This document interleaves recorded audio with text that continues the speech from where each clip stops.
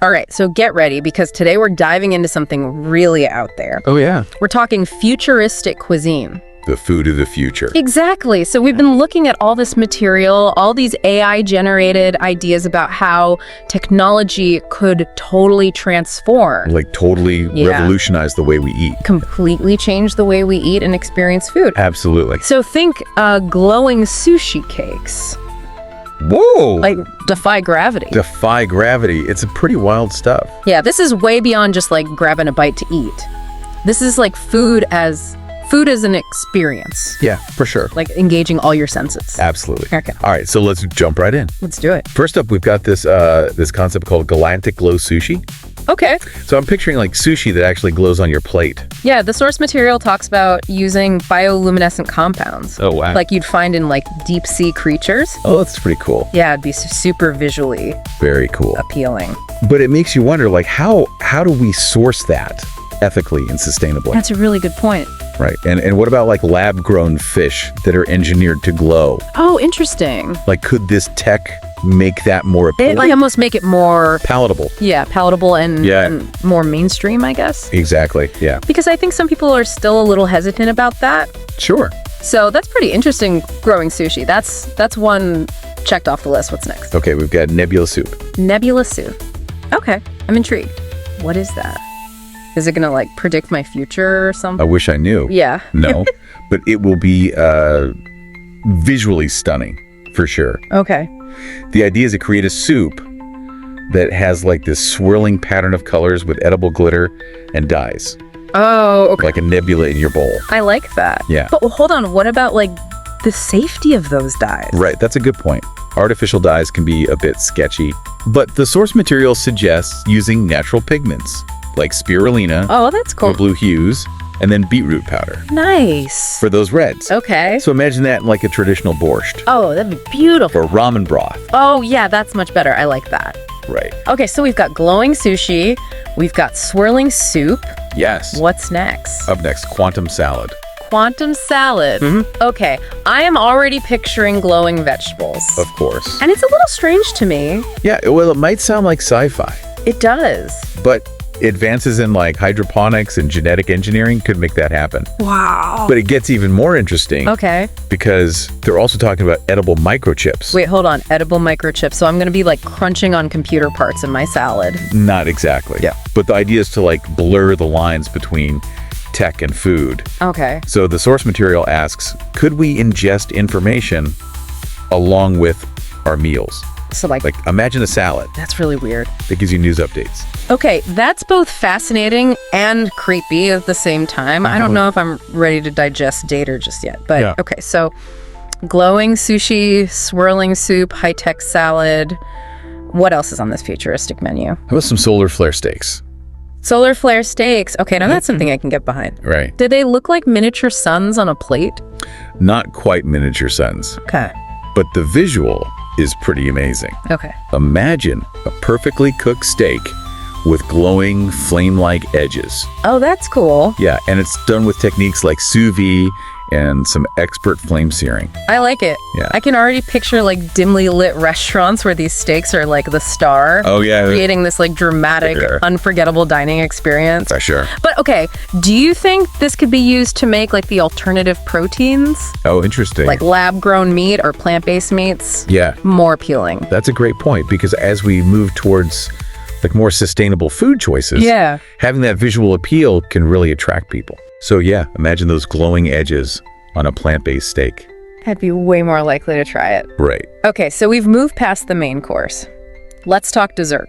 Okay. We've got Moonrock dessert bites. Ooh. Are we talking like edible meteorites here? Not quite meteorites, Okay. but it definitely gives you that otherworldly feeling. I like it. Yeah.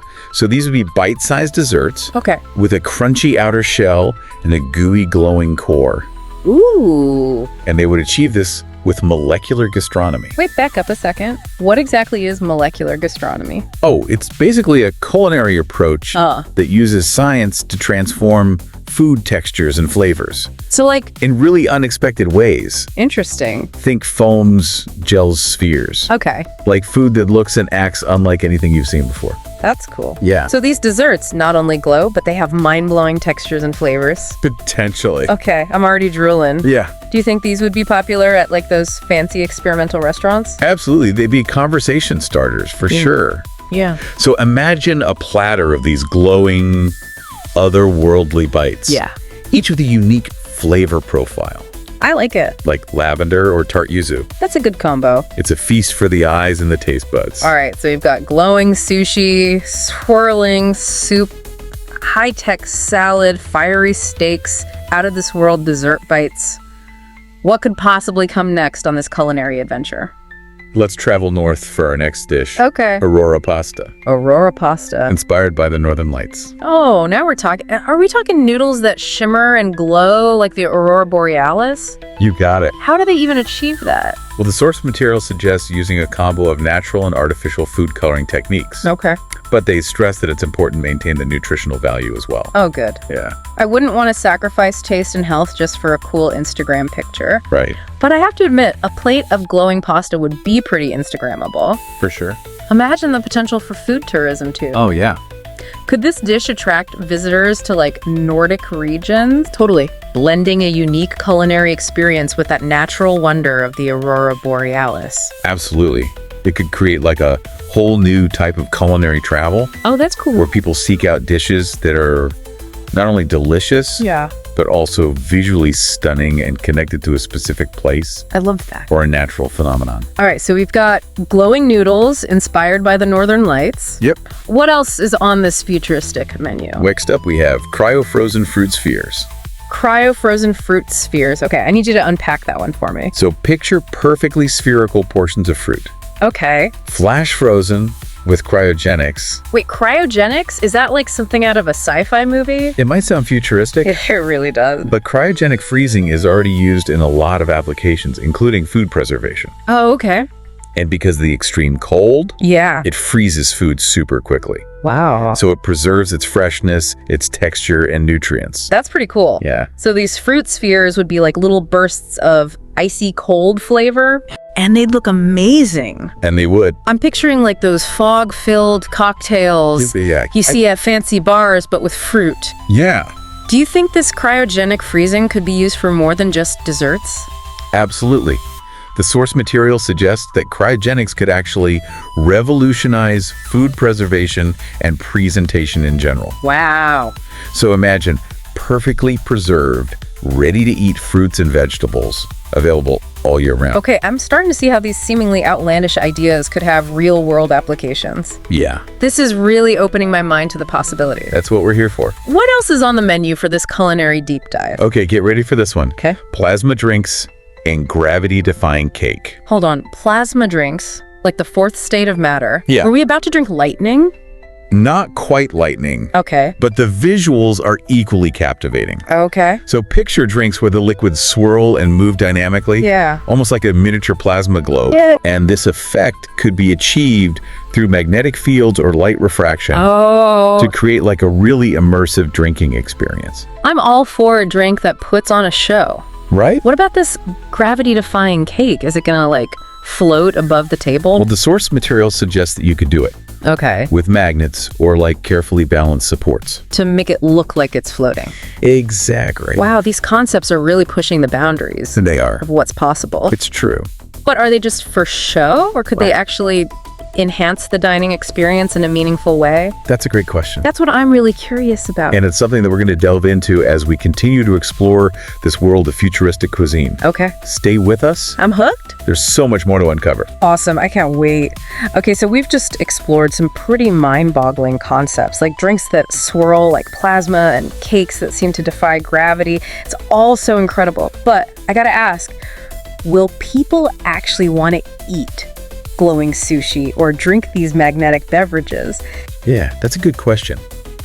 I think it really comes down to the difference between novelty and true culinary innovation. Right. So yeah, the initial appeal of these futuristic dishes might be the spectacle. A wow factor. Exactly, the wow factor.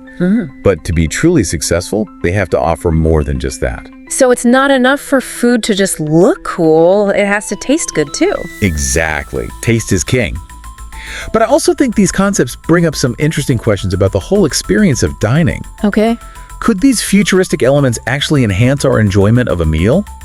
Or even elevate the flavors? Like almost like a psychological thing. Exactly.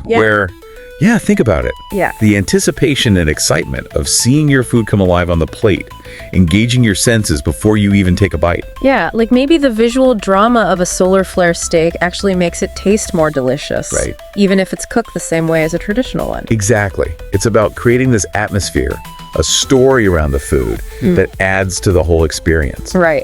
It's about a multi-sensory experience that engages all of our senses, Yeah. not just our taste buds. Okay, so we've talked about the taste, the experience. Now, what about the practical side of things? Can these concepts actually be implemented in a real-world setting? I mean, some of this stuff sounds straight out of a science fiction movie. Yeah, that's where things get a bit more complicated. Yeah. Some of these dishes, like the cryo-frozen fruit spheres, they seem pretty doable with existing technology. Yeah. But others, like those gravity-defying cakes or plasma drinks, Yeah. those would need some serious advancements in engineering and food science. Oh, yeah, for sure. Yeah. And then there's the cost factor. I imagine creating these futuristic dishes wouldn't be cheap. And not every restaurant could afford the equipment or the specialized ingredients.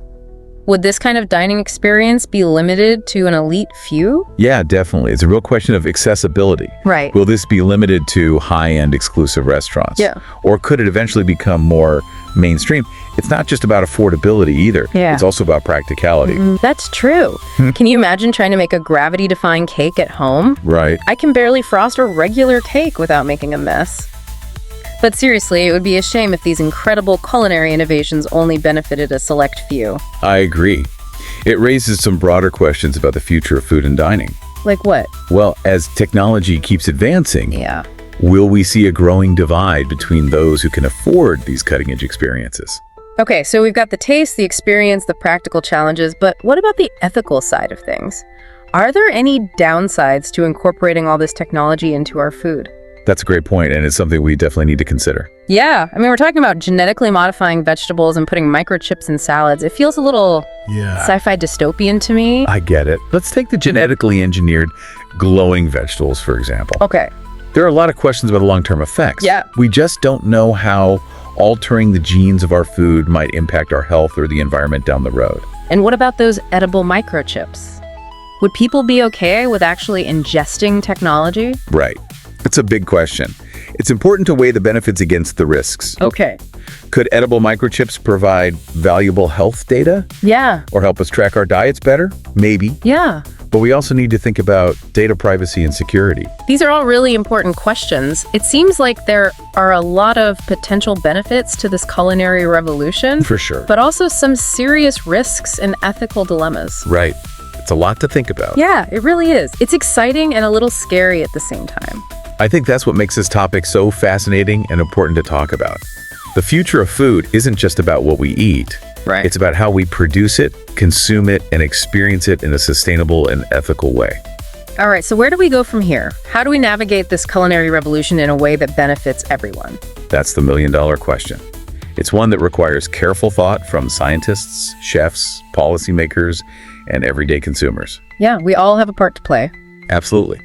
We need to have open and honest conversations about the future we want and work together to make sure everyone benefits from these advancements. Well, I feel like we've only just scratched the surface here. Oh, yeah. But we've uncovered a lot. Yeah. What other insights can you offer to help us understand where futuristic cuisine is headed? What trends should we be paying attention to? I think one of the biggest trends to watch is the intersection of food and technology. Okay. We're already seeing it with things like personalized nutrition apps and 3D printed food, Yeah. but I think we're just getting started. Oh, wow. In the future, technology will play an even bigger role in what we eat and how we experience food. That's a pretty amazing thought. Imagine AI chefs that can create custom dishes Whoa. based on your dietary needs and preferences, Wow. or sensors in your dining table that adjust the lighting and ambience. That's both incredible and a little intimidating. It is. It paints a picture of a future where dining is truly personalized. But what about the human element? Will chefs become obsolete in this high-tech culinary world? I think that's a question a lot of people are asking. Yeah. But I believe the chef's role will evolve, not disappear. Okay. They'll become like culinary artists, I like that. collaborating with technology to push creative boundaries. Yeah. They'll be the ones curating the experience, telling the stories behind the dishes. So it's not about replacing human creativity with tech. It's more about finding ways for the two to work together. Exactly. Yeah. And look, some of these concepts might seem far-fetched now, Yeah. but I truly believe that tech will keep blurring the lines between food and technology, Okay. leading to culinary experiences we can only dream of today. The possibilities are endless, but it's up to us to use these advancements wisely, Ethically. ethically, and responsibly, creating a culinary future that's delicious and sustainable. It's pretty mind-blowing to think about all the ways technology is changing how we think about food and cooking.